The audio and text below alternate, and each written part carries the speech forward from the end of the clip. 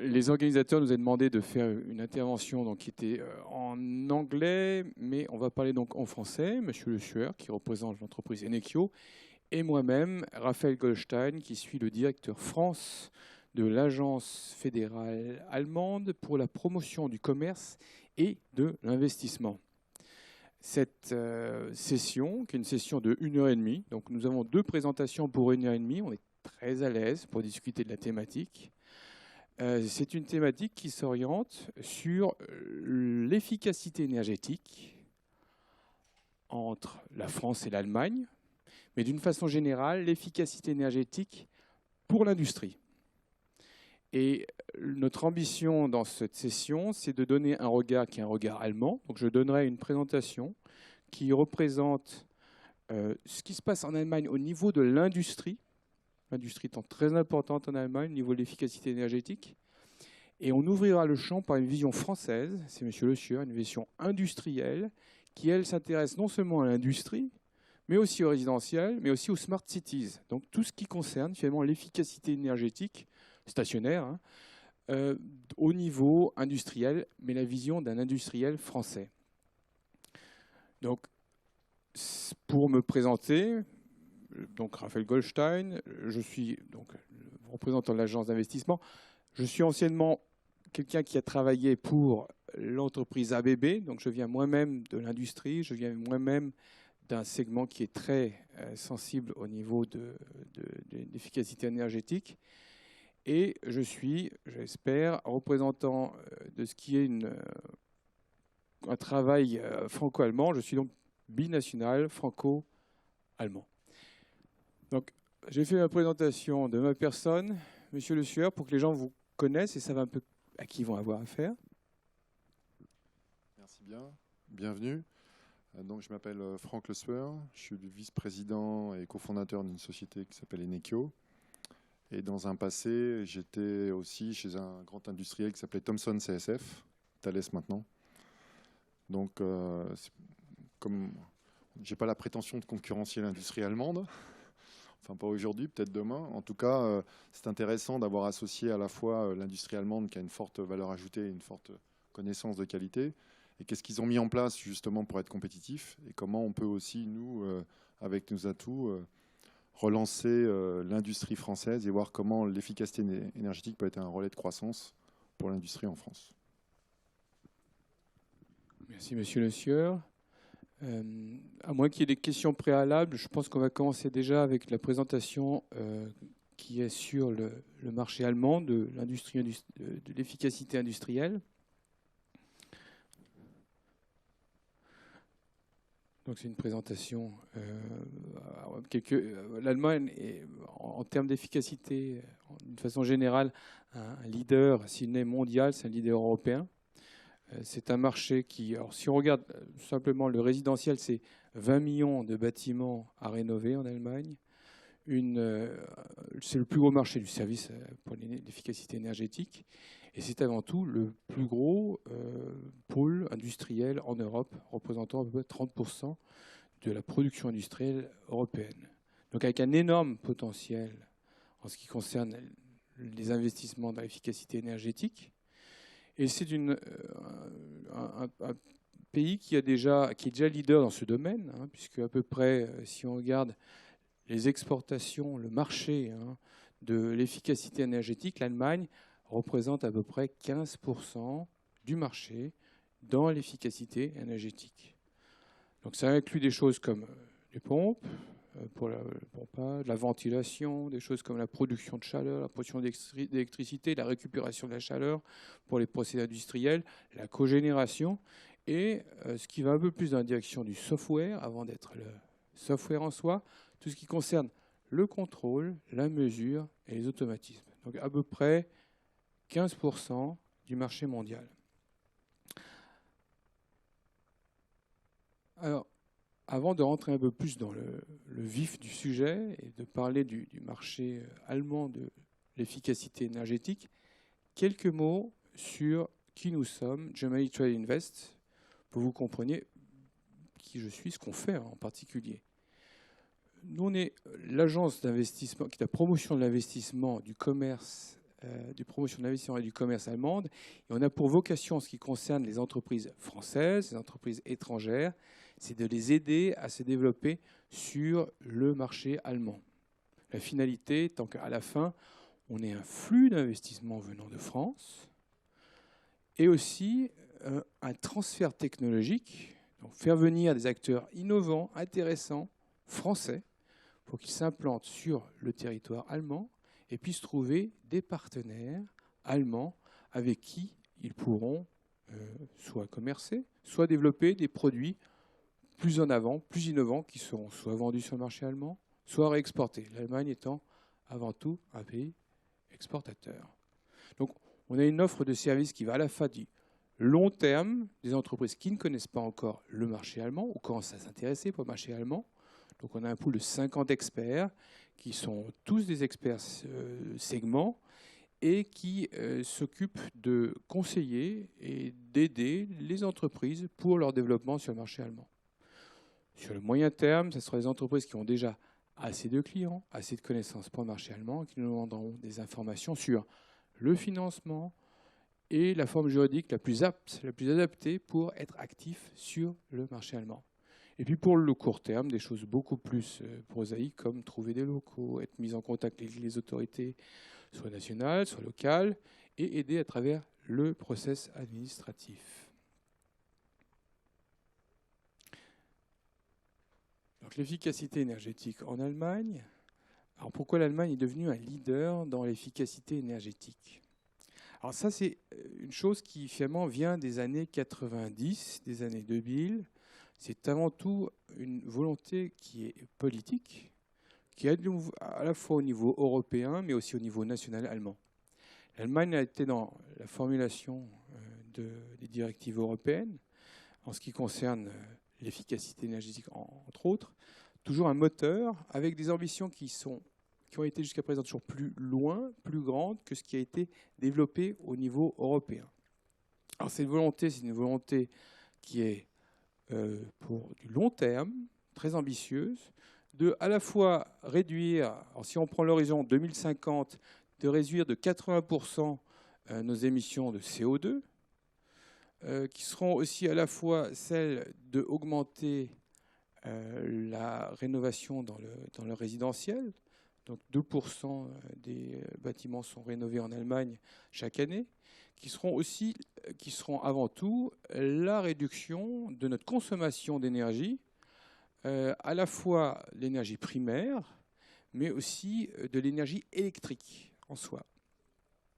Alors ça, c'est fondamental parce qu'il faut quand même imaginer que 30% de la consommation, une grande partie de la consommation vient avant tout du bâtiment, mais tout de suite en deuxième position, donc 30%, vient de l'industrie en Allemagne. Donc ces buts sont très importants à la fois pour le résidentiel, mais surtout pour l'industrie. On va voir les résultats de la COP 21. Il y a sûrement des choses qui vont découler de ça. Mais l'un des points fondamentaux de la COP 21 va être avant tout la productivité énergétique. Et ça va concerner très fortement l'industrie. Alors l'efficacité énergétique est quelque chose qui est finalement relativement simple, mais aussi compliqué à apprendre, à comprendre. Mais une chose est, et ça fait partie des objectifs de la politique allemande, c'est augmenter la part d'énergie renouvelable dans notre mix énergétique, à la fois en ce qui concerne l'électricité et à la fois en ce qui concerne la chaleur. Alors on voit, notre objectif est avant tout en ce qui concerne l'électricité, c'est 80% en 2050. Alors 80% en 2050, c'est un objectif qui est totalement impossible à atteindre si on n'arrive pas à améliorer notre efficacité énergétique. Parce que l'efficacité énergétique, c'est ce qui va nous permettre en gros de baisser, de faire qu'on aura un système qui sera un système électrique qui ne sera pas surdimensionné. 80% d'énergie renouvelable, si je ne fais rien en ce qui concerne ma consommation d'énergie, je ne la fais pas baisser, ça va faire que j'aurai une nécessité à développer des systèmes de transmission, de distribution et surtout de stockage qui sont beaucoup trop gros pour finalement ce que je vais finalement consommer. Donc pour éviter une explosion des coûts du système, on est obligé de passer par une efficacité énergétique. Et ça, c'est un but que l'Allemagne s'est fixé Et réduire la consommation d'énergie, ça ne veut pas dire qu'on va brider notre économie. On peut très très très bien réussir à réduire la consommation d'énergie et aussi augmenter son PIB. Alors si on regarde ce slide ici, on va voir que c'est finalement les deux seules courbes intéressantes. Hein. On va dire c'est la grise claire et la grise foncée. Alors qu'est-ce qu'on voit? On voit que la productivité énergétique allemande a augmenté au cours des dernières années, des 25 années. Alors, productivité énergétique, ça veut dire quoi? C'est la consommation totale d'énergie divisée par le PIB. C'est-à-dire que par, en gros, unité de production, hein, chaque fois que je produis de la valeur, c'est l'énergie dont je vais avoir nécessaire. Et ça, on arrivait à le réduire. Et ça nous a amené finalement à avoir, malgré un PIB augmentant, on a réussi finalement à faire un découplage de la production, de la consommation d'énergie de notre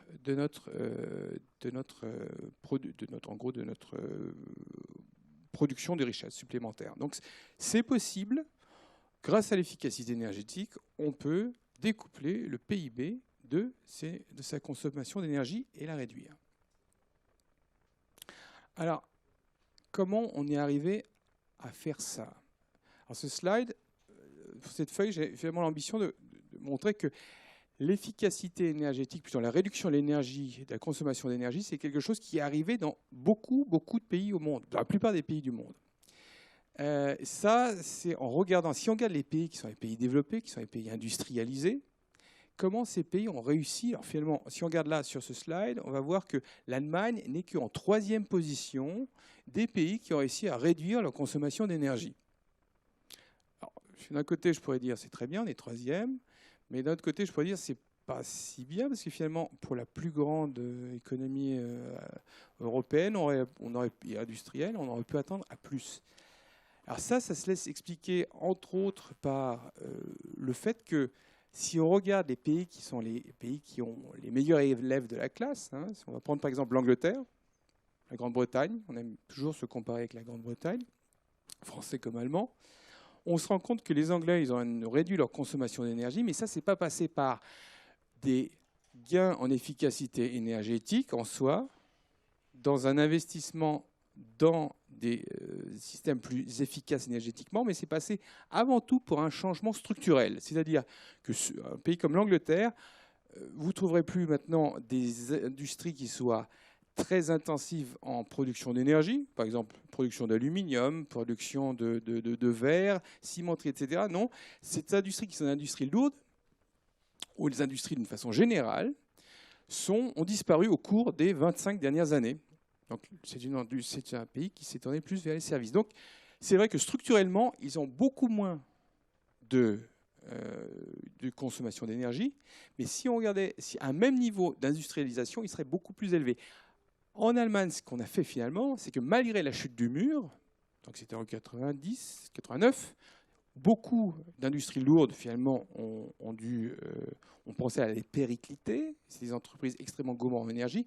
On a réussi à juguler la consommation d'énergie en passant par des investissements nets dans des systèmes permettant d'avoir une efficacité énergétique plus grande. Alors, ça, c'est pour se situer mondialement. Si on regarde mondialement, si on regarde vraiment intrinsèquement, un indice d'efficacité énergétique. Alors ça, c'est pas pour se dire l'Allemagne, c'était un pays super, c'est les meilleurs.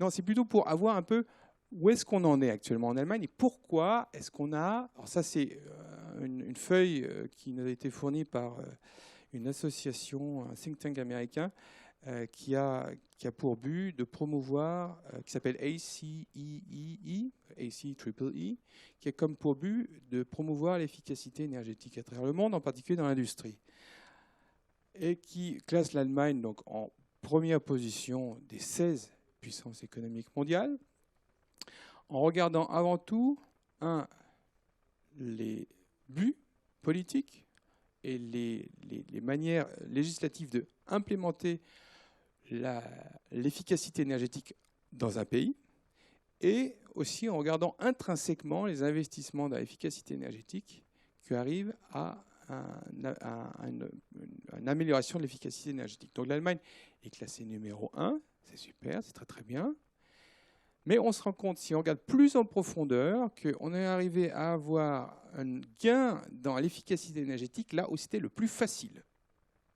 Et là, c'est là qu'on commence à rentrer dans des réflexions qui sont beaucoup plus importantes. C'est que les gains qui ont été les plus faciles, on est arrivé à les avoir, finalement à les juguler.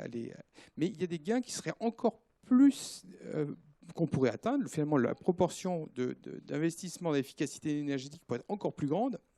Et c'est maintenant qu'on arrive à un stade supérieur où il faut penser à des solutions plus innovantes qui nous permettront à ce moment d'arriver à atteindre ces niches d'efficacité énergétique qui n'ont pas encore été atteintes. Alors ça, c'est en gros finalement le vaste potentiel dans le domaine de l'efficacité énergétique qu'on pourrait encore atteindre en Allemagne.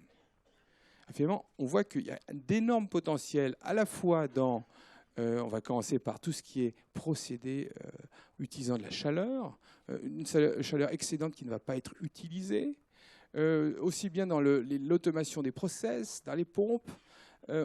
Vous avez à peu près 10 catégories qui vous montrent la grandeur, le potentiel, et aussi la rentabilité de ces à ou de ces différents marchés dans l'efficacité énergétique, toujours en considérant un retour sur un investissement, disons à peu près un retour sur investissement qui correspondrait à 8% de retour sur investissement par année.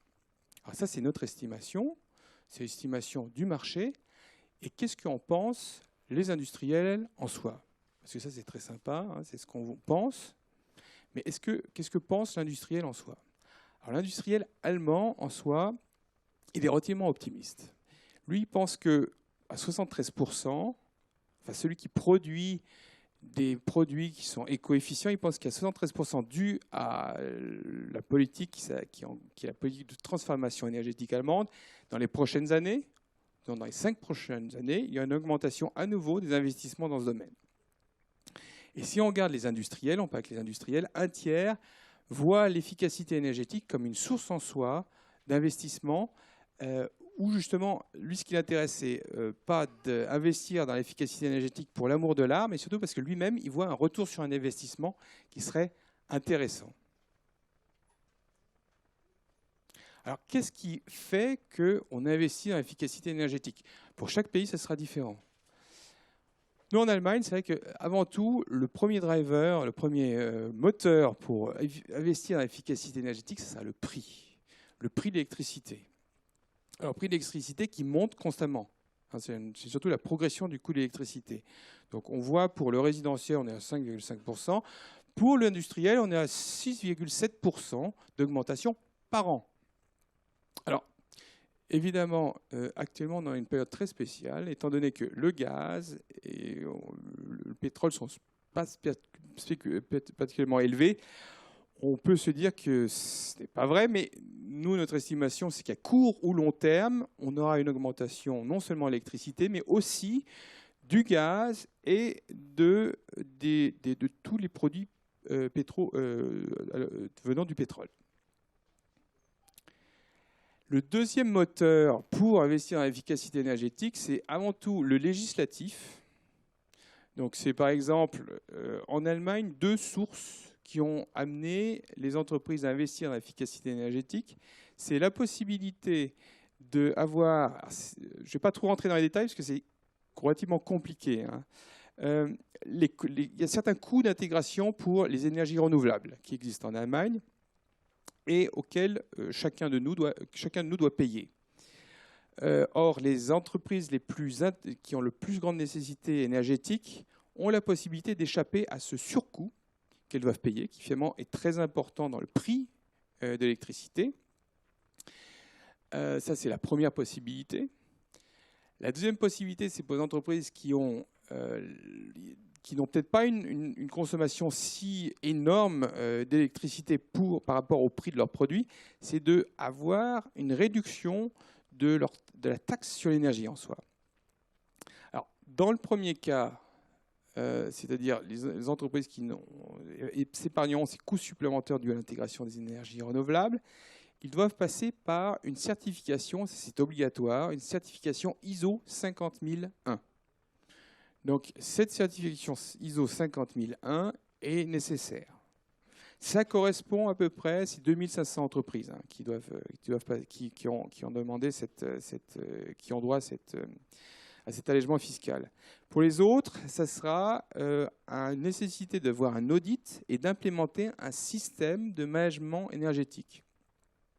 Donc, ce que je veux dire par là, c'est que ce système d'audit, de certification, c'est peut-être pas la panacée, mais ça fait que les entreprises ont, à court ou moyen terme, beaucoup d'elles, des systèmes de management de leur énergie et de connaître leur système, la transparence, d'avoir une certaine transparence dans leur système de management d'énergie et de reconnaître par ce biais où est-ce qu'elles pourraient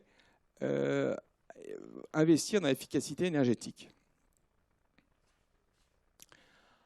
Une autre possibilité d'augmenter, un autre moteur au sein de tout ce qui est législatif et subside, on a 3 possibilités aussi de subventionner l'efficacité énergétique en Allemagne, soit en passant par des subsides directement à hauteur à peu près de 30% pour tout ce qui est PME, qui concerne à peu près tout ce qui tourne autour des process de production, ou du système de management des données sur l'énergie, des subsides pour le consulting en soi, des subsides directement pour l'outil de production, alors ça concerne en général plutôt la grosse industrie, et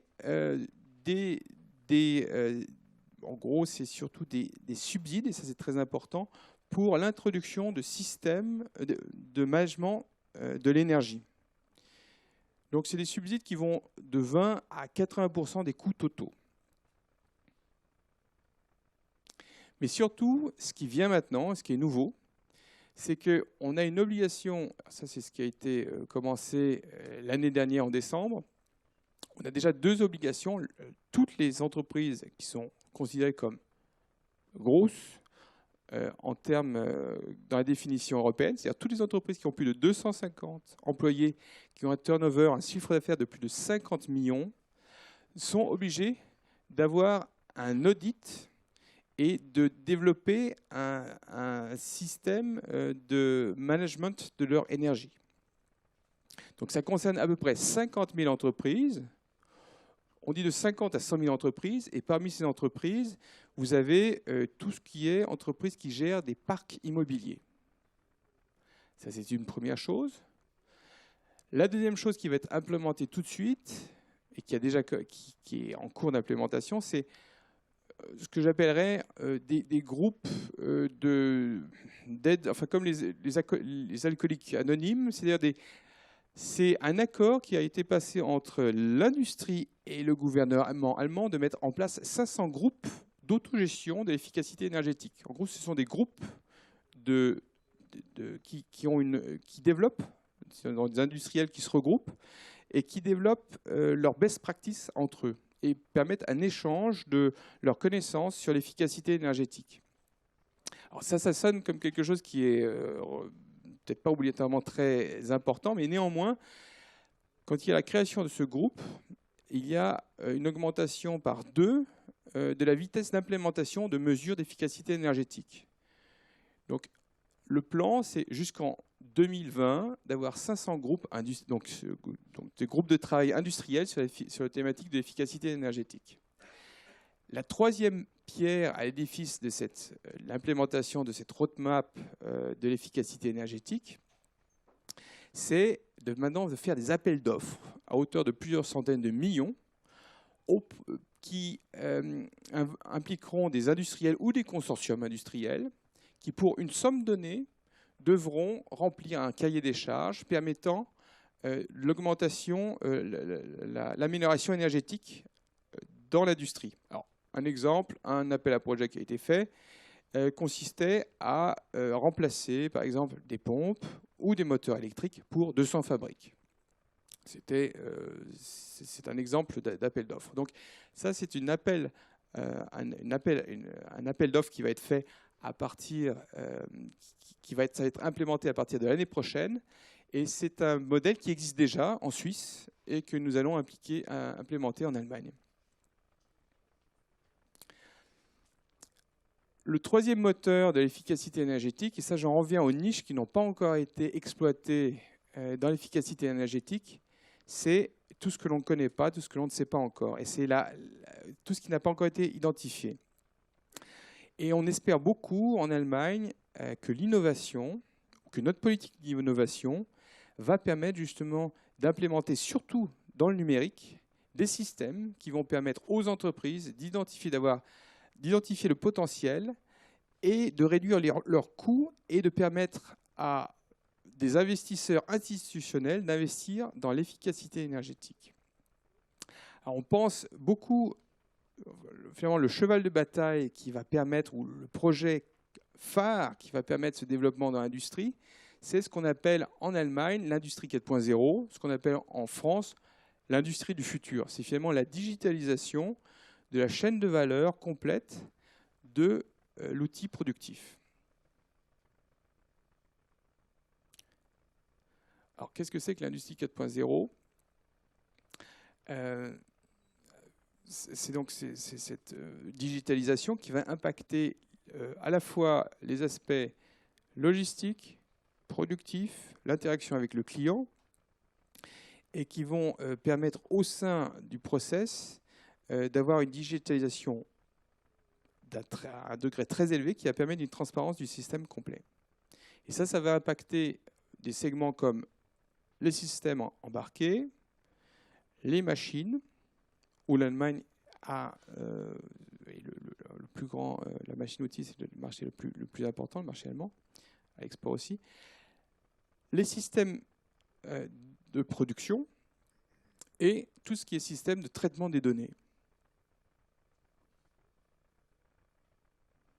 Car finalement, on s'est rendu compte que ce qui va nous permettre un monitoring, donc une identification grâce à la numérisation des systèmes énergétiques de production, ça nous permet d'augmenter la transparence du système productif et d'avoir les données qui permettront à ce moment-là d'avoir un système qui sera énergétiquement plus efficace. Donc on base beaucoup finalement notre espérance dans les investissements, dans l'efficacité énergétique, dans des systèmes de monitoring, des systèmes qui impliqueront, qui seront partie intégrante de l'industrie 4.0, de l'industrie du futur, qui permettront une collecte en temps réel de toutes ces données de consommation et de production énergétique au sein de l'instrument productif de l'industrie allemande.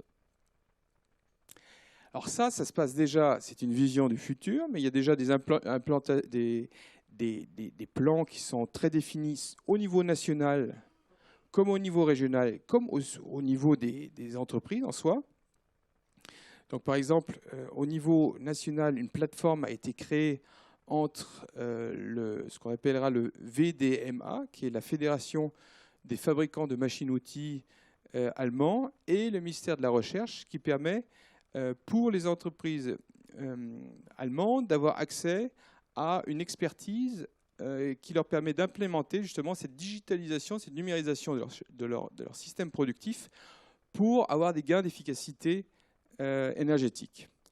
Au niveau national, ou alors au niveau régional, vous trouverez ce même genre de structure impliquant des instituts comme la Fraunhofer Institute, qui est le plus grand chaîne ou conglomérat d'instituts allemands, et la région du Baden-Württemberg, qui est la région l'une, si ce n'est la première, la plus industrialisée d'Allemagne, permettant aussi de mettre à disposition, à ce moment-là, au niveau régional, une expertise qui permettra une numérisation accélérée des processus de production.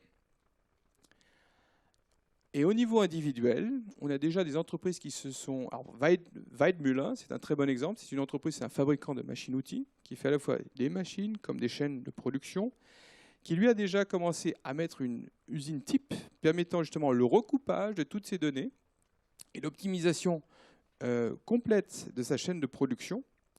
Et cela surtout avec une visée qui est bien simple, c'est-à-dire aborder les marchés qui sont les marchés européens, mais aussi les marchés émergents, les marchés de demain, qui sont les marchés producteurs et qui, eux, auront une grande nécessité dans le domaine de l'efficacité énergétique. Donc cette vision, c'est une vision qui est en cours de développement, qui va nous occuper les prochaines années en Allemagne jusqu'en 2025, 2030, la numérisation ne connaissant pas de limite. Mais si on veut chiffrer ça, ça va représenter à peu près 1,7% d'augmentation de notre PIB par année jusqu'en 2025. Donc c'est un élément qui est très important, non seulement pour en soi être plus efficace en termes d'énergie, avoir une plus grande efficacité énergétique.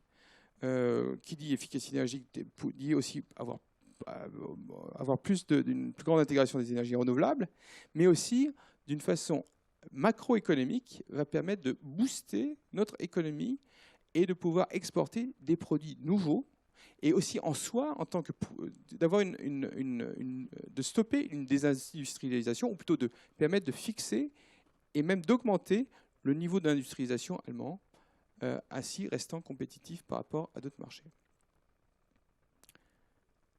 Ceci étant dit, je vous remercie pour votre attention et je suis à vos dispositions pour des questions avant de passer à la présentation de Monsieur Le Sueur.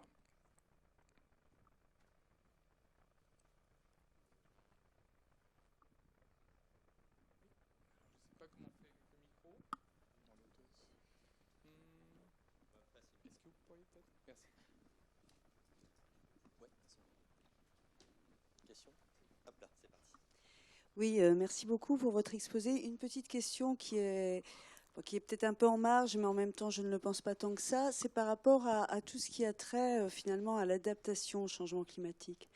Parce que quand on parle d'énergie, et notamment d'efficience énergétique, bien sûr, on est dans des politiques, je dirais, d'atténuation, de mitigation, qui peuvent aussi venir compléter ou renforcer des politiques d'adaptation. Mais est-ce que votre société travaille ou investit déjà dans cette dimension-là, ou est-ce que c'est pour plus tard, ou comment est-ce que vous couplez éventuellement ces deux enjeux qui ne sont pas nécessairement, bien sûr, pas opposés, mais qui parfois peuvent ne pas se rencontrer, si vous voyez ce que je veux dire. Je comprends ce que vous voulez dire. Nous-mêmes, on n'investit pas, hein, on n'est pas des investisseurs, on est une agence d'État. Donc ce qu'on va faire, nous, c'est aider les entreprises qui veulent investir dans ce domaine.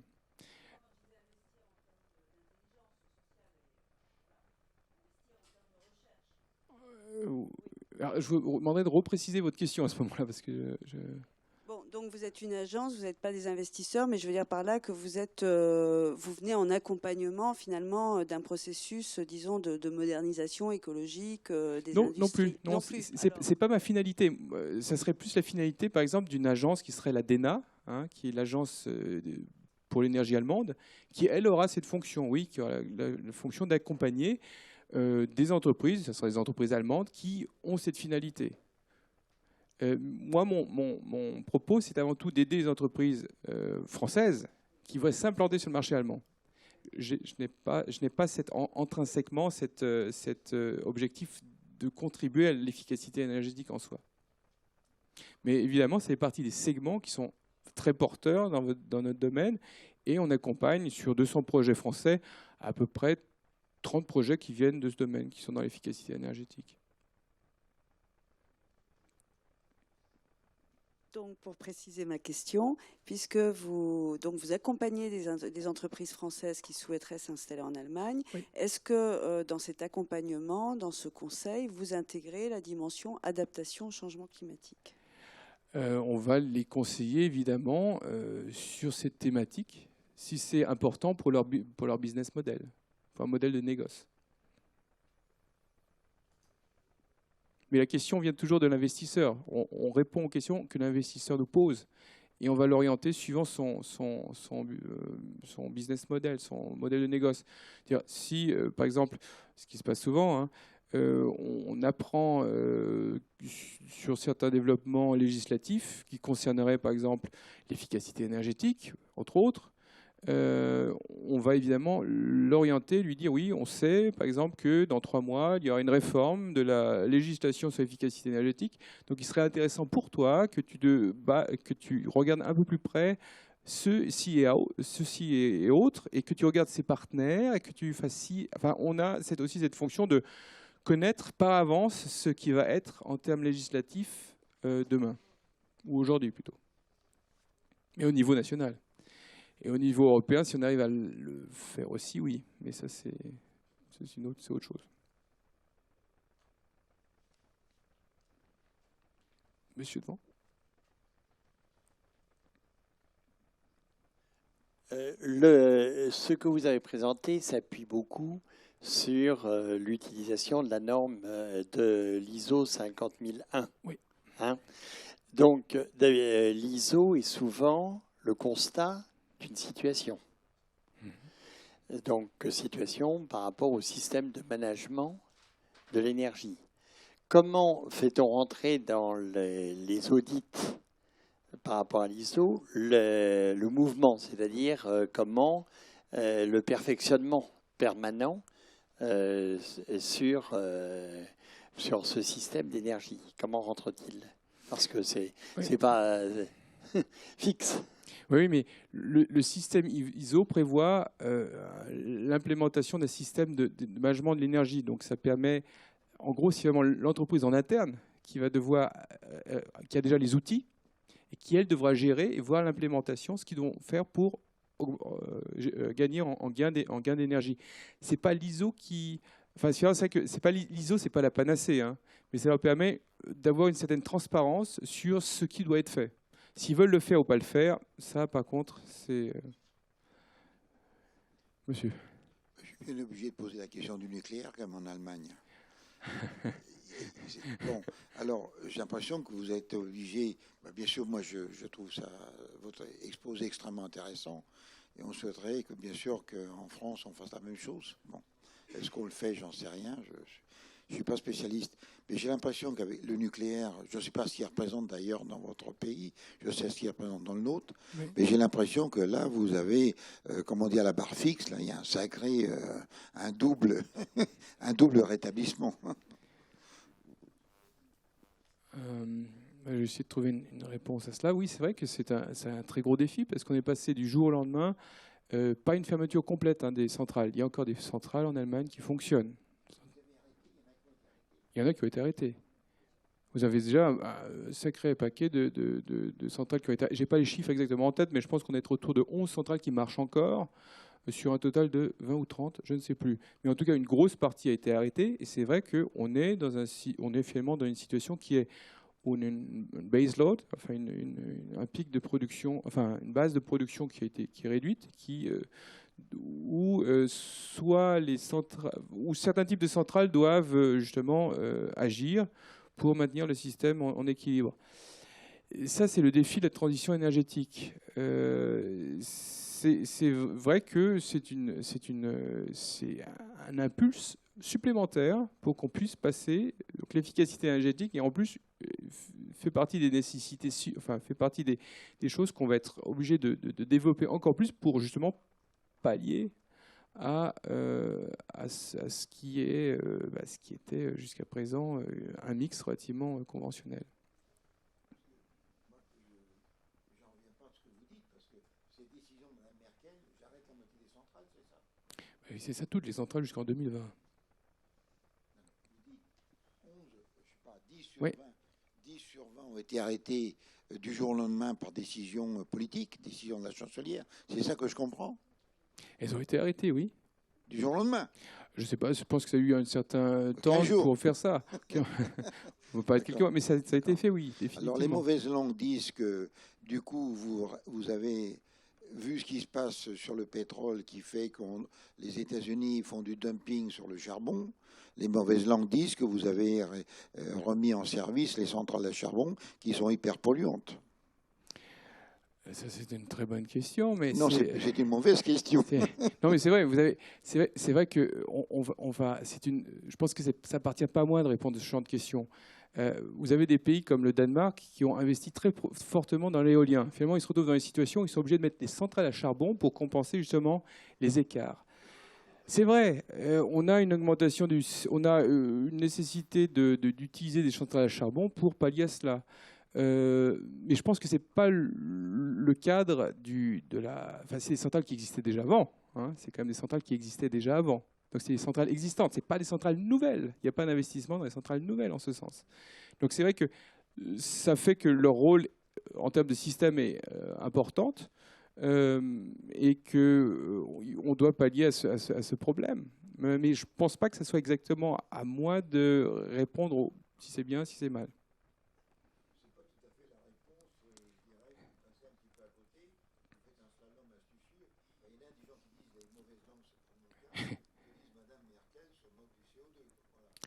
Oui. Je ne sais pas de quelle entreprise vous êtes, monsieur. Ce serait peut-être un peu... De quelle entreprise vous êtes? Ça me donnerait... Je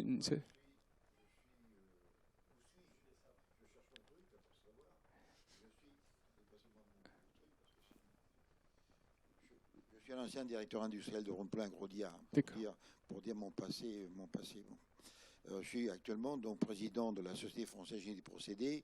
Si vous voulez, je travaille je suis secrétaire général avec la DECEMA et la ECHEMI de la Fédération européenne de génie chimique. Voilà. Donc ça m'intéresse énormément, je dirais, sur le plan, bien sûr, tout ce qui est énergie, comme vous l'avez souligné très, très bien dans votre exposé, très intéressant, que l'énergie est un facteur, avec l'eau d'ailleurs, hein, parce que thermodynamiquement, et Dieu sait que la thermo m'a fait souffrir quand j'étais étudiant, on ne peut pas séparer l'énergie de l'eau, hein, d'accord, hein, ça c'est une chose importante, ça c'est la base de la science planétaire. Donc voilà ce que vous me demandez qui je suis, voilà. Juste pour savoir.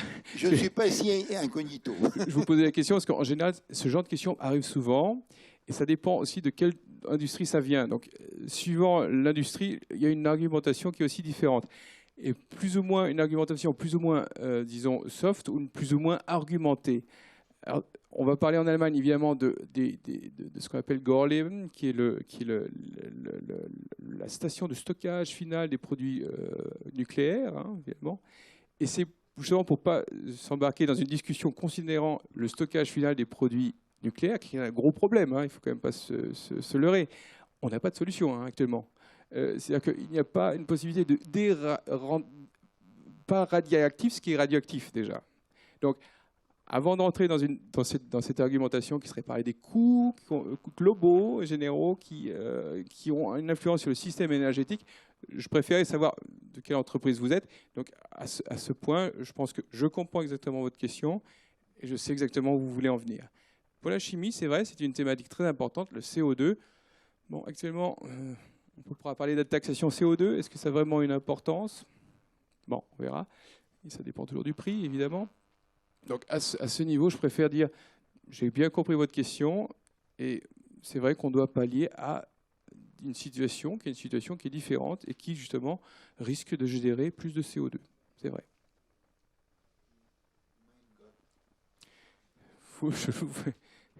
Mais on y palliera. Bonjour, Philippe Biron, ministère de l'écologie. J'avais une question sur les investissements en matière d'efficacité énergétique. Vous avez indiqué que le facteur prix était déterminant, donc par rapport à ça, pas de surprise. Et vous avez précisé que les entreprises le faisaient à partir du moment où elles considéraient que c'était intéressant. Donc quand on parle d'intérêt, on parle généralement de retour sur investissement. Et quel est le temps de retour sur investissement qui est jugé comme acceptable? C'est à peu près 8% l'an hein, qu'on pense. 8% par an sur le capital qui était investi. Donc si on regarde les coûts, en gros c'est la différence entre CAPEX-OPEX et réduction de ces coûts par rapport à ce que vous payez normalement. Et ça divisé sur le nombre d'années, vous arrivez à peu près à 8%. Est-ce que je réponds à votre question, monsieur? Oui, très bien. Et j'avais une question subsidiaire en ce qui concerne les systèmes de management de l'énergie. Oui. Où vous avez parlé d'un certain nombre d'entreprises qui sont exemptées de l'équivalent de la SSPE côté français. Oui. Voilà.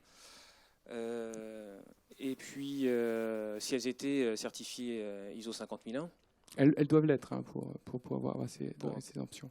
voilà, pour avoir cette exemption. Et puis, vous avez d'autres entreprises qui peuvent mettre en place un système de management de l'énergie Oui. sans certification. Oui, mais ça concerne à ce moment-là la taxe sur l'énergie seulement. En gros, vous avez, je ne sais pas si on parle de la même chose. Je parle des entreprises qui sont très gloutonnes en termes d'énergie. La chimie, par exemple, hein, ça en fait partie. La fabrication de verre, le ciment, les aciéries.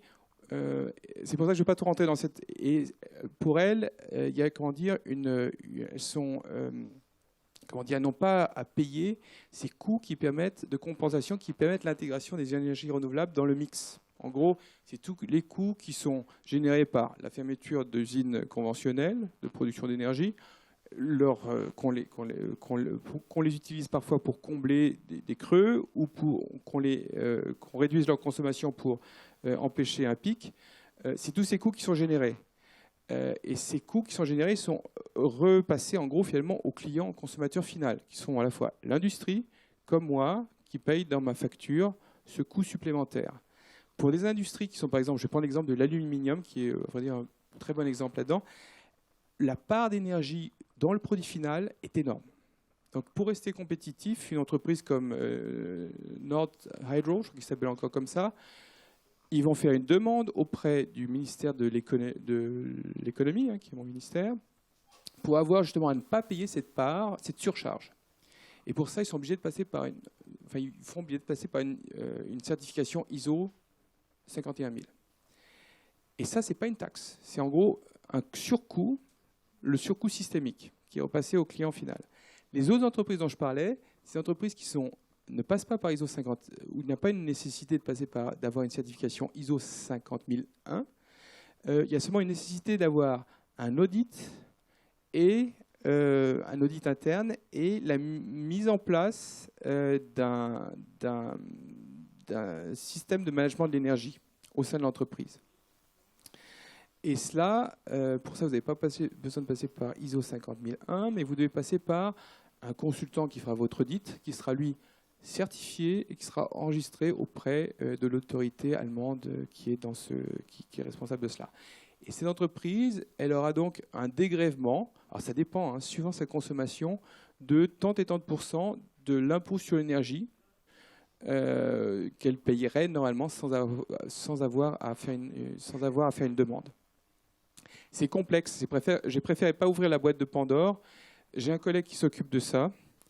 Il passe à peu près 50% de son temps à expliquer aux entreprises comment on fait ça. C'est complexe. C'est très intéressant. Vous devez voir exactement combien vous consommez, à quelle heure. Mais très volontiers, je peux, par l'intermédiaire de vos collègues, discuter plus avec vous à ce sujet. Merci.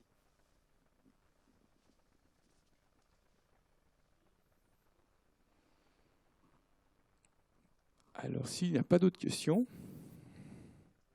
Monsieur Le Sueur, je vous laisse faire une présentation.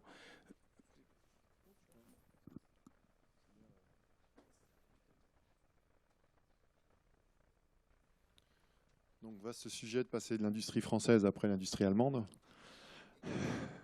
Et puis c'était bien, parce que comme ça, j'ai pu voir les interlocuteurs qui sont un peu dans la salle. Juste 2 mots pour Eneco. Eneco, à la base, ça veut dire Énergie Kyoto. Donc, il va falloir que je change de nom à la fin de l'année. L'idée, c'était de dire, c'est bien que des gouvernements prennent des décisions sur le changement climatique, les réglementations. Encore faut-il qu'il y ait des entreprises qui mettent en place des solutions qui permettent d'atteindre ces résultats. C'était un petit peu l'idée. Donc on conçoit et on déploie des solutions innovantes qui permettent de traiter, d'informer, de gérer à distance la problématique énergétique, avec en cible première les industries et les collectivités existantes. Puisque c'est là qu'il y a des gains de productivité. Il y a des grandes entreprises allemandes comme Siemens, par exemple, qui, sur des nouveaux bâtiments ou de nouvelles infrastructures, mettent des systèmes en place qui permettent de passer directement à l'industrie du futur, en digitalisant tout. Par contre, sur les industries existantes et sur les collectivités existantes, c'est beaucoup plus problématique. Alors, quand on a fait ça, qu'est-ce qu'on s'est donné comme objectif? La question sur le retour à investissement. Aujourd'hui, si je veux voir une collectivité, tout ce qui est au-delà de 5 ans d'investissement, il ne joue plus. Pour des raisons qu'on peut imaginer électorales. Mais on a la même chose maintenant dans le privé. C'est qu'aujourd'hui, vu la géopolitique, vu les perspectives, quand j'étais chez Thomson, CSF, Thales, on faisait des plans marketing à 20 ans, à 10 ans. Aujourd'hui, au-delà de 5 ans, plus personne sait, à part des grandes entreprises comme Airbus. Donc ça veut dire qu'il fallait l'objectif de 30 à 40% d'économie en termes d'efficacité énergétique. Si aujourd'hui on veut proposer une solution d'efficacité énergétique, il faut atteindre, par des solutions innovantes et des ruptures technologiques, des valeurs comme ça. Sinon, avec des retours investissement aussi pour les entreprises qui vont être inférieurs à 5 ans. C'est ambitieux et on va voir comment on peut le faire. Donc l'objectif, c'était de maîtriser un savoir-faire, de comprendre complètement la chaîne de valeur et, comme vous l'avez évoqué, d'être capable de s'adapter en temps réel, puisque une usine, par définition, répond à un carnet de commandes avec des clients qui bougent tout le temps. Et donc, comment s'adapter et comment arriver à comprendre quel coût d'énergie j'ai besoin de mettre et de faire que le coût énergétique soit un pourcentage du chiffre d'affaires pour qu'on puisse dire bah, ça vaut le coup de consommer en ce moment parce que je fais du chiffre. Par contre, si je ne consomme pas en ce moment, c'est parce que je dois réduire ma consommation parce que en ce moment, je fais moins de chiffres. Donc, à rendre variable le coût énergétique par rapport à la fonction et à l'activité d'une industrie. Alors, j'ai volontairement pris ce mot sous contrainte. Il y a des activités, vous le citiez tout à l'heure, qui sont sous contrainte énergétique. En tant que particulier, si on me met une norme, une règle ou une taxe, je peux décider de couper la lumière, d'arrêter de consommer de l'eau. Je peux trouver d'autres solutions palliatives, voire les tarifs divers d'électricité. Par contre, dès qu'on parle d'industrie, on est au service des clients ou au service de la collectivité, donc c'est beaucoup plus difficile. Et on est plutôt en train de subir des normes et des lois et des taxes plutôt que de les anticiper. Donc on a déjà notre fonction industrielle de servir nos clients, mais il faut aussi s'adapter à l'environnement qui bouge. Donc là, vous voyez un petit peu sur l'ensemble des infrastructures qui sont sous contrainte énergétique. Alors, venons à l'industrie française. Donc j'ai pris des informations de 2014 qui sont données aussi par l'ADEME. C'est de voir un petit peu ce qu'on disait tout à l'heure en fonction des industries, quelles sont celles qui sont le plus contraintes, qui sont le plus, qui subissent le maximum de chocs lorsqu'il y a un problème énergétique. Donc on va bien évidemment la chimie, et puis à la fin les machines et équipements.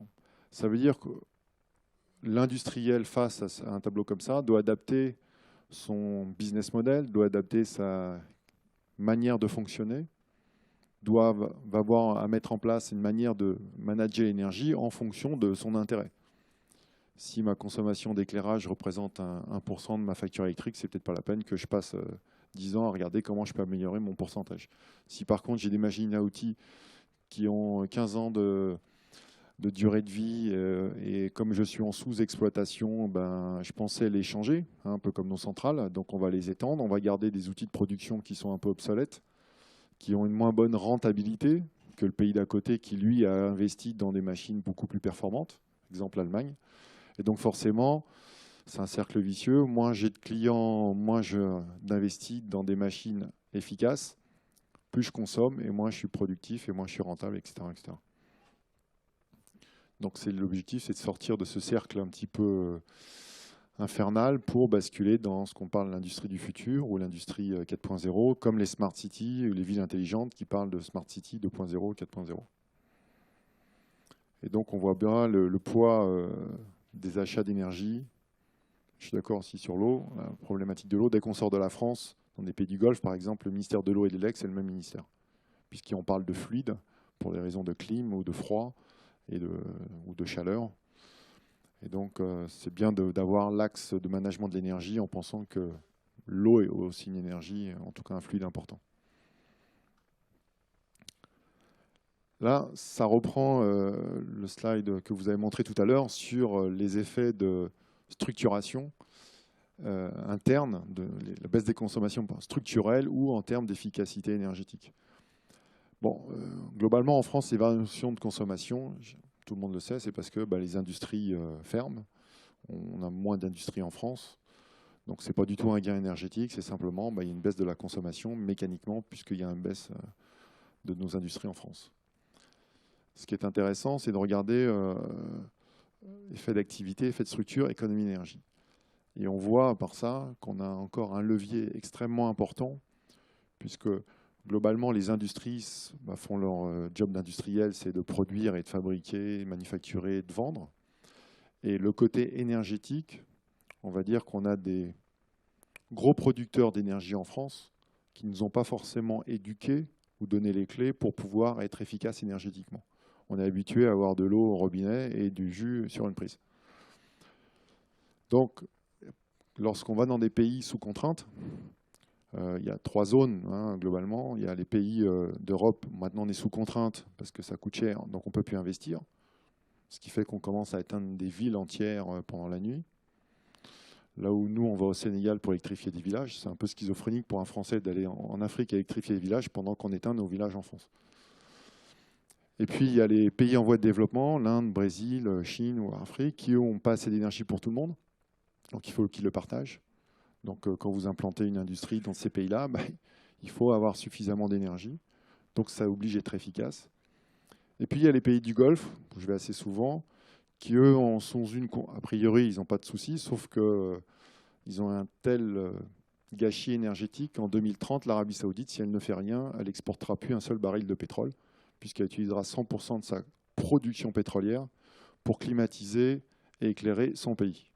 Donc quand on leur a dit ça il y a 2 ans aux Saoudiens, ça leur a fait un peu choc, surtout que c'est Aramco, leur partenaire américain, ce qui explique aujourd'hui les contrats qu'on vient de signer et toute la cavalcade pour faire de l'énergie nucléaire, de l'énergie renouvelable, du photovoltaïque concentré, parce que pour eux, 2030, c'est demain matin. Donc ça montre bien que cette problématique d'efficacité énergétique, elle est à tous les niveaux, quels que soient les pays, avec des contraintes un petit peu différentes. Je ne savais pas qu'il y a un ancien directeur de Rhône Poulenc dans la salle, donc, mais un slide qui peut vous intéresser, c'est que globalement, quand on regarde l'évolution de la consommation, ça c'est pour la France, unitaire de combustible en France pour le clinker, c'est comme du ciment, de la fonte ou du papier à impression, on n'est pas très efficace. C'est-à-dire qu'on n'a pas renouvelé nos outils de production, contrairement à ce que fait en Allemagne, pour des raisons mécaniques d'investissement, de cash, de trésorerie. Et globalement, le temps avance et on n'a pas une amélioration de notre productivité. C'est-à-dire que le coût énergétique pour produire du clinker de la fonte ou du papier est à peu près le même depuis une vingtaine d'années. Ce qui n'est pas le cas de nos concurrents, puisqu'ils vont utiliser des machines beaucoup plus rentables, beaucoup plus efficaces en termes de production d'énergie, en termes de consommation d'énergie. Et donc le coût énergétique du produit fini diminue. Et donc ils ont une meilleure rentabilité, une meilleure efficacité de vendre leurs produits sur le marché. Et donc une meilleure capacité à investir ensuite pour continuer dans ce cercle vertueux.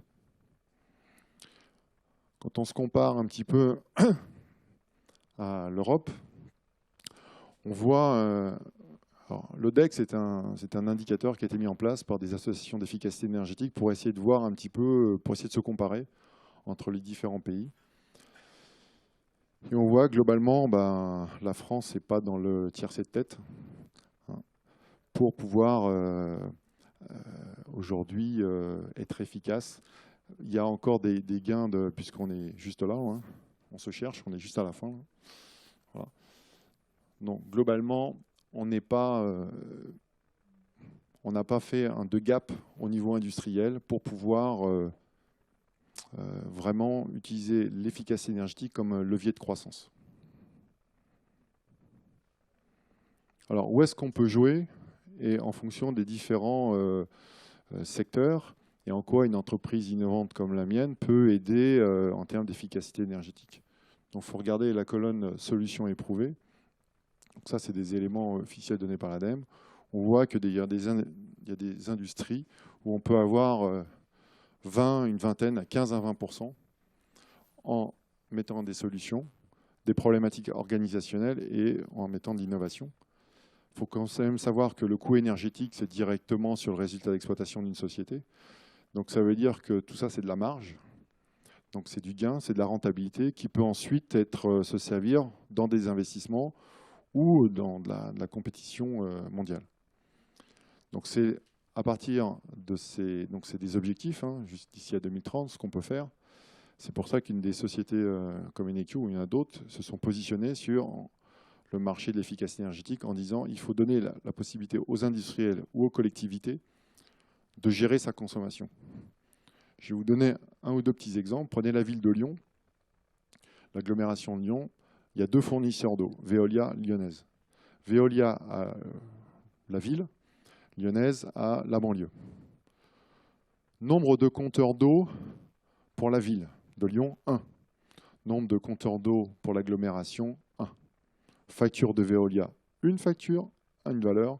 Facture de Lyonnaise, une valeur. Comment voulez-vous que le Grand Lyon puisse mettre de l'efficacité énergétique pour gérer au mieux sa consommation d'eau?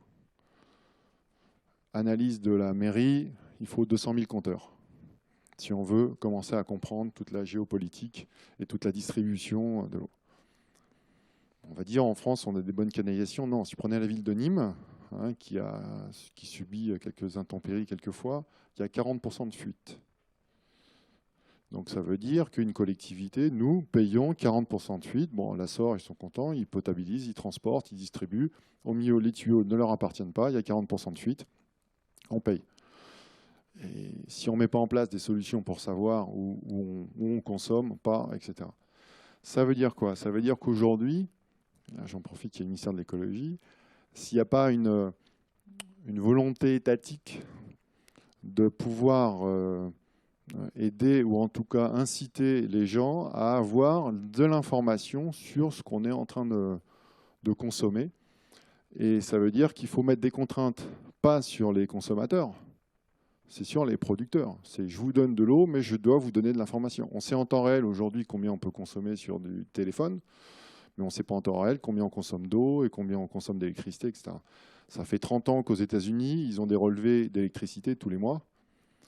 On sait tous à la maison comment on a des relevés d'électricité 1 fois ou 2 fois par an, et encore c'est calculé. Donc ça veut dire qu'il faut donner aux industries de l'information pour qu'ensuite elles puissent prendre des décisions d'investir ou pas en fonction de leur chiffre d'affaires et en fonction de leurs contraintes. Alors pour illustrer ça c'est une information qui peut paraître choquante, c'est que quand on regarde donc le forfait, le paiement de la facture pour les industriels, il n'y a que 38% des plus gros consommateurs qui a un comptage de leur tranche de consommation. C'est-à-dire qu'ils savent ce qu'ils consomment. C'est-à-dire qu'ils ont un compteur global, au-delà de 38%, ils ont un compteur global qui dit votre facture c'est tant. Mais ils n'ont pas d'informations pour savoir si c'est de la chaleur, du chaud, du froid, de l'élec, de l'informatique, etc., etc. Ça veut dire que le premier élément pour pouvoir faire de la transition énergétique et l'industrie du futur, de faire de l'énergie management data system, qu'on partait de capteurs, c'est déjà d'avoir l'information, qu'est-ce que je consomme. À partir de là, je peux décider d'agir sur ma consommation si on me donne l'information. Vous recevez tous une facture d'électricité, elle est chère, on dit aux enfants éteignez la lumière. N'empêche que maintenant, pour éteindre une télé, il faut la débrancher, quoi. Parce que vous ne pouvez plus l'éteindre, elle reste en veille. La veille, c'est 5 à 10% de consommation à l'année pour une villa, pour une maison, pour un appartement. Donc si on met ça à l'échelle industrielle, qui a autre chose à faire que de regarder ces problématiques-là, la première chose, c'est de donner les moyens aux industries d'avoir de l'information et donc demander aux producteurs de dire je mets en place je vous donne de l'énergie, mais je vous donne aussi les moyens de contrainte, de vous contraindre. Je vous contrains à... la réglementation me contraint à vous donner ces informations qui m'embêtent un peu parce que si vous les suivez mes recommandations, vous allez diminuer mon chiffre d'affaires. Et donc, aujourd'hui, un producteur d'énergie, il cherche à produire, il ne cherche pas à vous donner les moyens d'être efficace énergétiquement. Donc, il faut qu'il y ait des systèmes qui permettent de le faire. Alors, qu'est-ce qu'on peut faire dans des cas comme ça? Aujourd'hui, quand on regarde la chaîne de valeur de l'efficacité énergétique, on a de la production, de la transformation, du transport, de la distribution et de la consommation d'énergie. Ce qui coûte le moins cher, c'est de consommer moins. C'est ça qui coûte le moins cher. Donc c'est pour ça qu'il y a des villes qui disent, il y avait un reportage il n'y a pas longtemps sur une ville d'Épinal qui dit entre 1h et 4h du matin, j'éteins. Noir. Bon, et puis donc les commerçants commencent à dire, oui, il y a de l'insécurité, il y a du vandalisme, etc. Donc sans être jusqu'au boutiste, ça veut dire qu'il faut consommer quand on en a besoin, quand on fait du chiffre d'affaires, et essayer de diminuer sa consommation plutôt que d'augmenter la production systématiquement par rapport à une consommation qui augmente. C'est clair que c'est ce que vous disiez tout à l'heure sur les industries, c'est qu'on va vers la croissance. Donc si on consomme toujours plus, proportionnellement à l'activité, on n'arrivera jamais à produire. Bien évidemment, le producteur d'énergie ou le créateur de centrales, lui, ce qu'il préfère, c'est dire « vous inquiétez pas, je vous mets 1 ou 2 centrales de plus, quel que soit gaz, charbon, nucléaire ou autre. » Il ne va pas vous expliquer qu'il faut plutôt travailler efficacement sur la consommation d'énergie pour rester peut-être à ISO centrale. Et comment on fait? On va analyser, simuler, on va mettre en place une solution, on va manager et surtout on va faire un engagement. Parce que tout ça, ça ne sert à rien si on n'a pas un commitment, on n'a pas un engagement sur les résultats. Et c'est là toute la différence. C'est qu'aujourd'hui, les gens qui font du service, qui font de la gestion technique de bâtiments, qui font du service d'énergie aux industriels, ils mettent en place une obligation de moyens. C'est-à-dire, je vous donne de l'énergie, je m'engage à vous donner de l'électricité, je m'engage à vous donner de l'eau, et pas de résultat, c'est-à-dire, je m'engage à vous donner de l'énergie quand vous en avez besoin, à un coût qui va vous permettre de travailler sur votre activité. Donc, c'était tous les enjeux des solutions qu'on voulait mettre en place. Donc, comment on fait? La première étape, c'est de décomposer la facture énergétique en différents fluides ou en différentes sources de consommation. Ça paraît trivial, mais comme on l'a vu tout à l'heure, il y a quand même, et encore j'ai pris le chiffre de 38% des plus gros consommateurs, mais si on descend, c'est quelques pourcents de gens qui savent globalement je consomme quoi. La création d'Enekio, c'est venu de Carrefour, avec qui on travaillait dans d'autres sociétés depuis longtemps, qui disait je fais mon chiffre d'affaires au rayon tous les jours et j'ai ma facture énergétique qui monte. Et ça m'énerve parce que je ne comprends pas. J'ai du froid, du chaud, de la pompe à chaleur, j'ai des puits de lumière. J'ai à peu près optimisé tout ce que je pouvais et ça monte en permanence. Et alors que je fais du chiffre d'affaires et de la contrainte quasiment en rayon.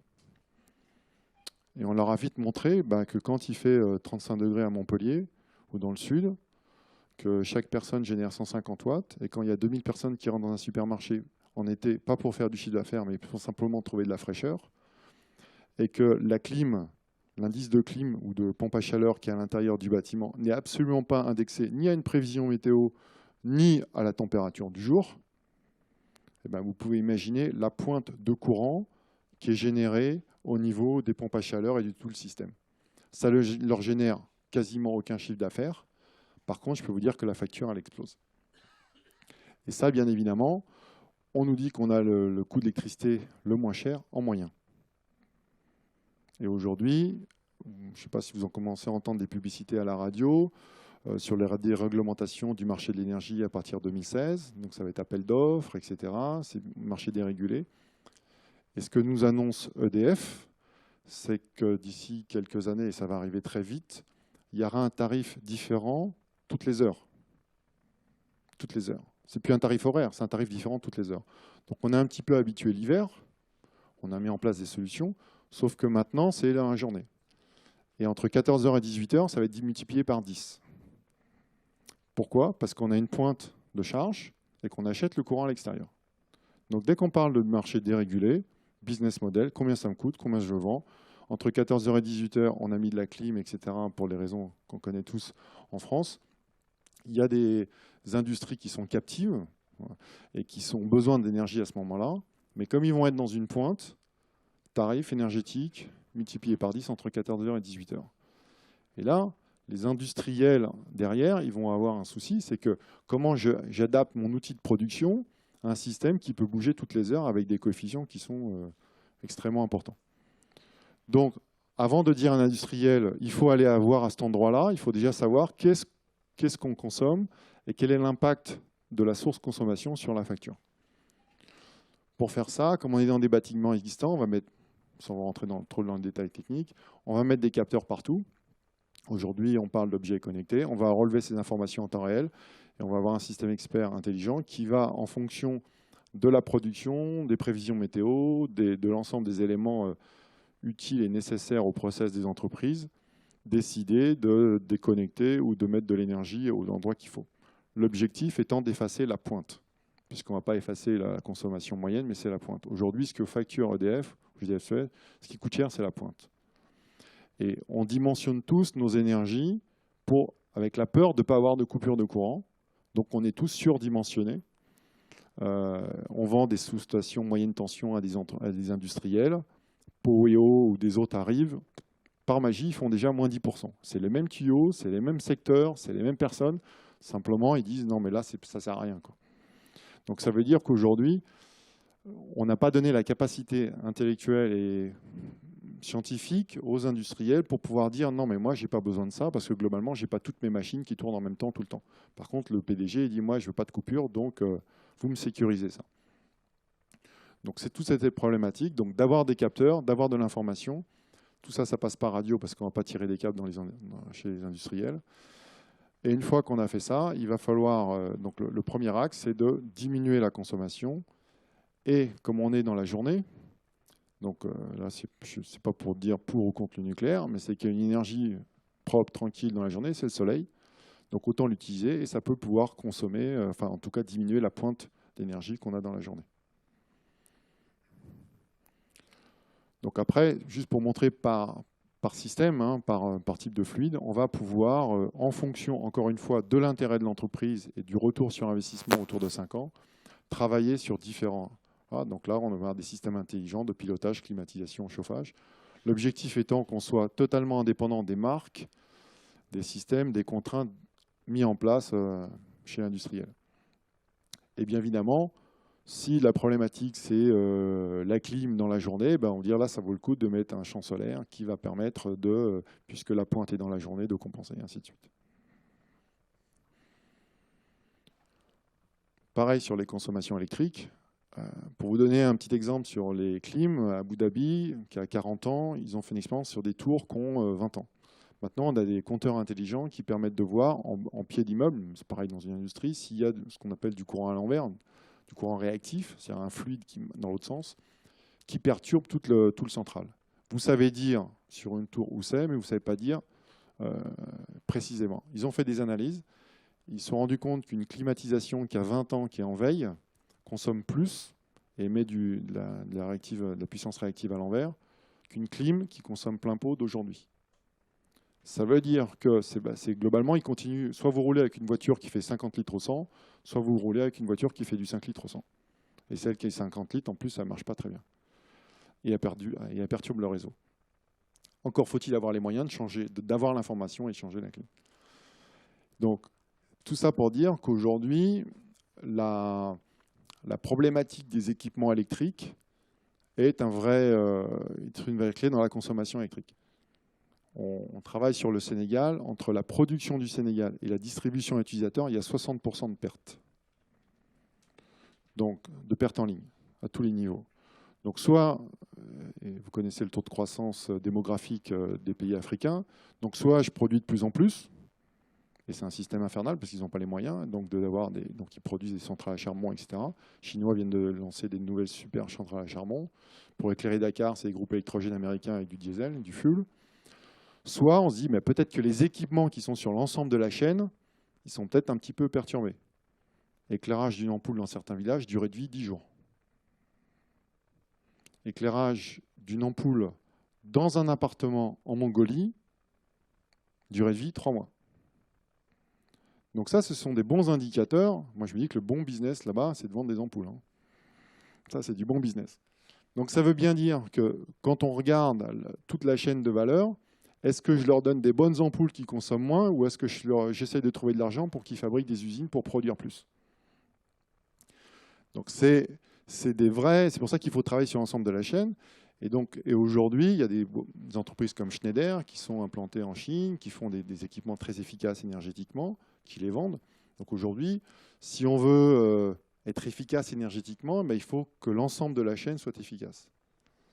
Donc une prise, une lampe, etc. Alors après, on peut venir on verra après sur l'éclairage, on parle de l'éclairage à LED, des choses comme ça.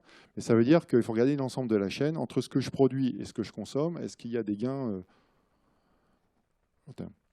Après, bien évidemment, si je fais des énergies renouvelables, il faut que je sois capable, en temps réel, de dire ça vaut le coup de consommer comme ça, parce que j'ai de la production comme ça. c'est Noël, je reçois des gens dans le supermarché, je fais du chiffre d'affaires, la production, je m'en fiche un peu.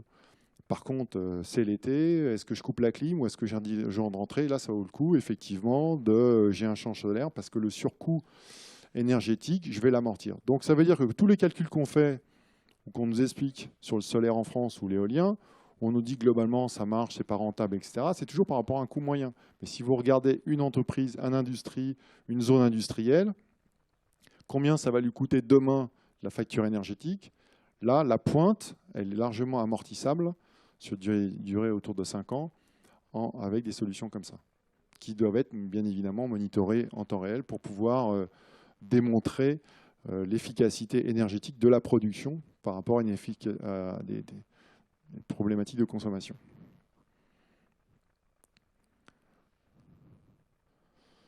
Alors, là, j'étais donc sur les industries. Donc, l'objectif, c'était de montrer comment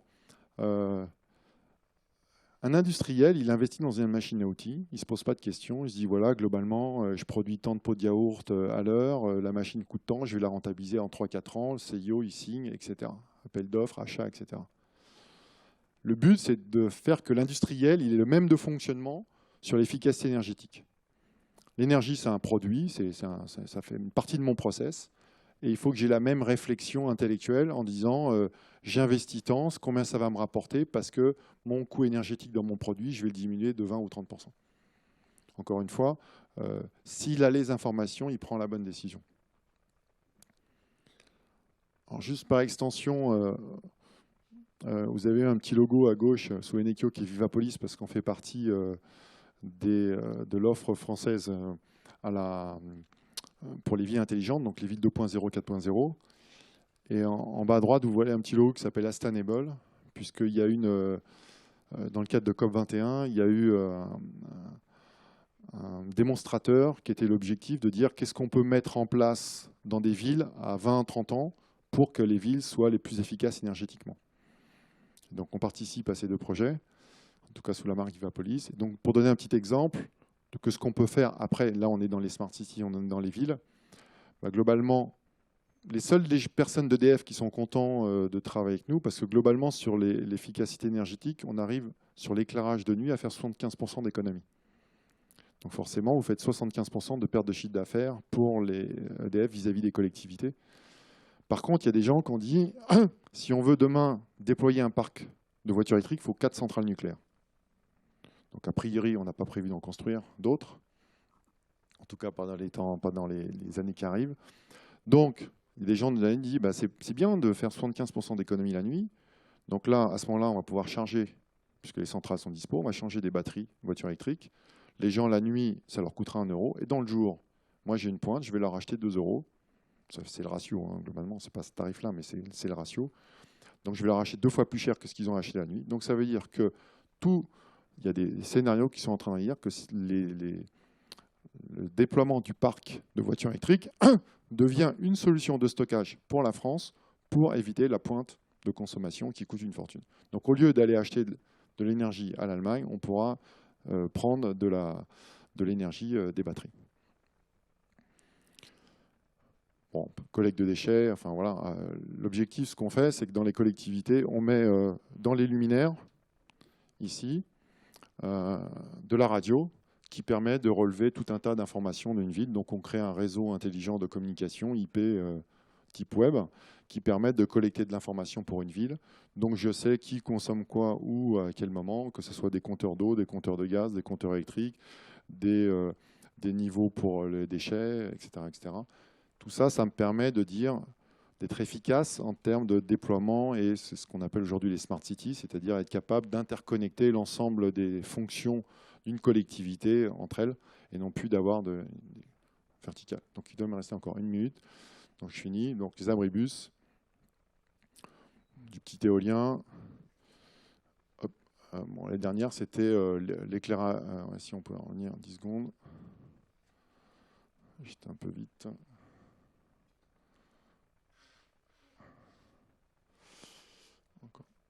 Voilà.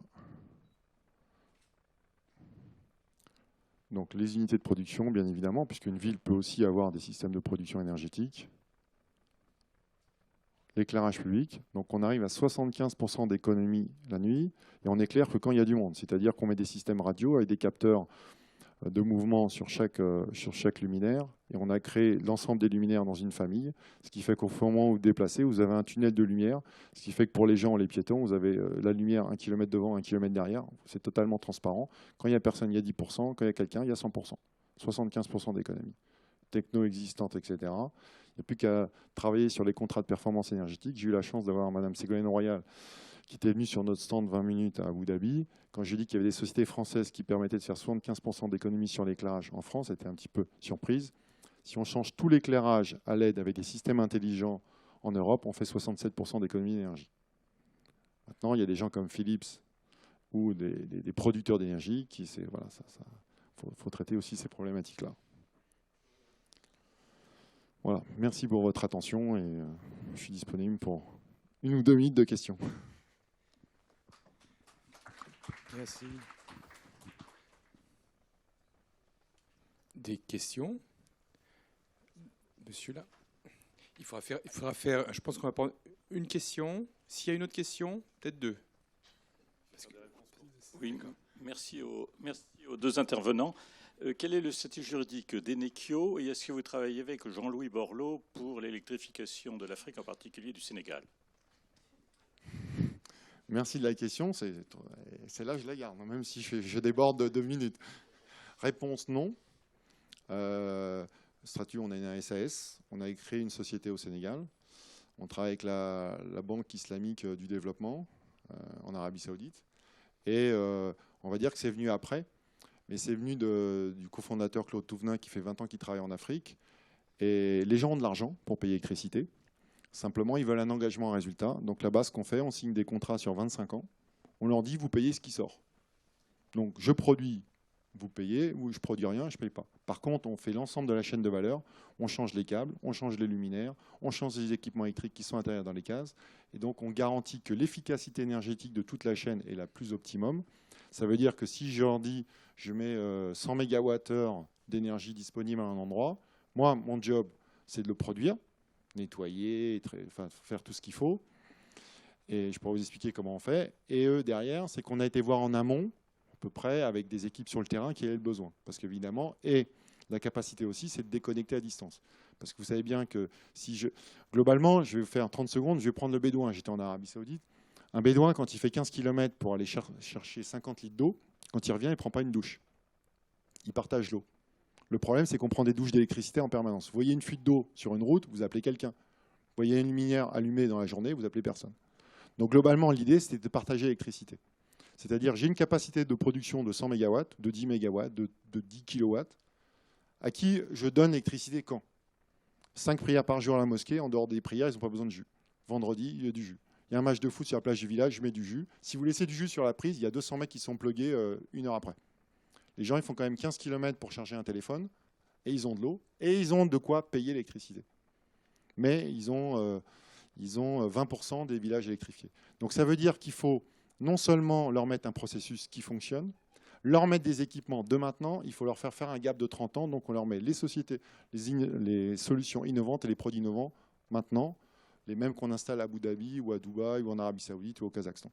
C'est la seule solution pour que globalement ils aient de la lumière sur le terrain. Donc c'est avec grand plaisir que je pourrais discuter si vous êtes dans... Mais pour l'instant, on n'est pas dans le circuit de M. Borloo.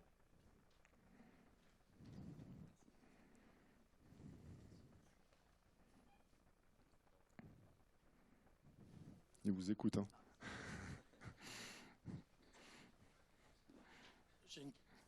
Jean-Louis Dujardin, je travaille pour Astrea Technologies. Je fais de l'optimisation de traitement d'effluents difficiles. J'ai une petite question concernant le comptage des eaux, dont vous recommandiez la pose de compteur. Dernièrement, une aventure est arrivée à un de mes partenaires. Il a recommandé donc la pose de compteur. Et vous avez une perte de charge de 0,5 à 0,8 bar par compteur, ce qui fait qu'il n'y avait plus d'eau qui coulait dans l'usine. Est-ce que vous auriez une solution pratique ? Changer de fournisseur. Non, mais c'est que du bon sens, l'industrie. Hein. Oui. C'est que du bon sens. Donc, pour vous donner un exemple, La ville de Nîmes, quand on leur a dit ça, ils ont mis 50 compteurs centraux, entre guillemets. Ils se sont rendus compte qu'il y avait plein de consommation la nuit, comme il y avait personne qui était branché, enfin qui consommait, donc c'était des fuites. 30% de diminution de fuite d'eau ou de non-fermeture de robinet à Bormes-les-Mimosas sur des solutions en temps réel. C'est sûr que si vous avez des tuyaux comme ça et que vous mettez un compteur comme ça, à un moment donné, il y a un problème, quoi. Mais c'est vrai qu'il faut faire attention. C'est pour ça que je dis qu'il faut revenir au bon sens des industriels et leur donner les informations. Ils savent faire leur business, ils savent produire pour qu'ils puissent avoir la même démarche intellectuelle sur un investissement d'énergie que par un investissement sur machine à outils. Merci.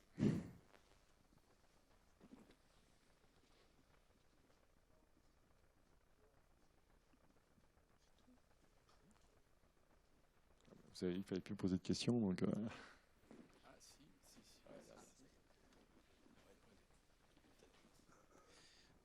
Bonjour. Quel est le coût de ces installations que vous faites et le retour sur investissement? On a pris le problème à l'envers. Oui. C'est-à-dire, j'ai dit, il faut que ça tienne sur 5 ans. C'est-à-dire retour sur investissement sur 5 ans. Donc le coût, si par exemple une entreprise dépense 100 000 euros par mois d'électricité, il faut que son retour sur investissement sur un investissement soit 5 ans. C'est pour ça que la première chose, c'est pas de dire je contrôle tout en temps réel et partout. Ça sert à rien de mettre des capteurs partout, des badges à tout le monde, si globalement je vais économiser 1% de la facture. Donc on parle toujours en coût. Moi je parle d'engagement résultat. Un industriel, il achète une machine à outils, il ne se pose pas la question du prix de la machine à outils, il se pose la question de la productivité de la machine à outils et de retour sur investissement, de l'amortissement de sa machine. Et donc, c'est la même démarche. Donc, je vais changer, si on prend l'éclairage d'une collectivité, 75% d'économie, retour sur investissement, 5 ans. Le luminaire coûte plus cher, parce qu'il y a de la radio, il y a des LED, etc. Mais la maintenance passe quasiment à zéro. Pour 1 euro dépensé en éclairage, vous avez 2 euros de maintenance. Donc, si les 2 euros passent quasiment à zéro et que le 1 euro, vous faites 75% d'économie, vous voyez tout de suite les gains qui peuvent être faits. C'est pour ça qu'il faut d'abord démonter la facture énergétique pour savoir où est l'intérêt et démonter la facture énergétique pas en prix moyen, mais calé par rapport au chiffre d'affaires à la production de l'industrie. Parce que selon les lieux, par exemple, quand vous dites que vous diminuez à 75% dans les villes l'éclairage, ça dépend de la fréquentation des piétons. Vous voyez, quand dans une industrie, vous équipez toute l'industrie de capteurs en matière énergétique, ensuite, je veux dire, ça vous donne des mesures. Mais ensuite, il faut améliorer la consommation. C'est des problèmes d'organisation, etc. Complètement. Et donc, ça prend un certain temps. Complètement. C'est ce qu'il est. Tout à l'heure, vous expliquiez les industries allemandes en disant qu'il y a des problématiques organisationnelles, il y a des problématiques de data management. Bien évidemment, ça ne se fait pas en une journée. Vous prenez les villes, bien sûr, il y a des piétons. C'est sûr que s'il faut, sur les Champs-Élysées, je vais dire, je sais pas, les LED, c'est 50%. Sauf que les LED, c'est 8 ans d'amortissement. 8 ans, personne n'y va. Si vous trouvez un milliardaire qui change toutes les LED dans toute l'Europe, vous faites 68% d'économie demain. Parce qu'en plus, il y a des vieux luminaires qui traînent depuis 20 ans, etc. Mais ça veut dire que tous les sous-traitants qui font la maintenance, etc., autour des collectivités, bah, ils ne mangent plus. Hein. Donc, oui. Quand je trouvais des fuites à l'Île-de-France, c'est un syndicat mix, hein, l'Île-de-France. J'ai dit, moi, j'ai un système qui va permettre de diminuer les fuites. Ils m'ont dit non. Parce que moi, mon chiffre d'affaires, mon budget, il est associé au chiffre d'affaires que je sous-traite pour potabiliser l'eau. Donc, si vous faites 20 ou 30% d'économie sur les fuites, je perds 20 ou 30% de mon budget, donc il faut que je licencie des gens.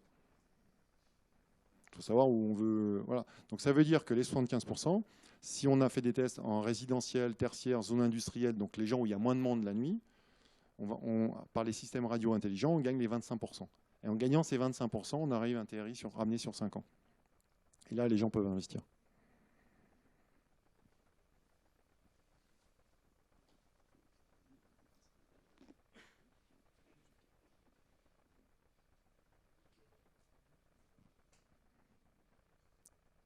Si vous n'avez plus de questions, on vous relâche. Merci beaucoup.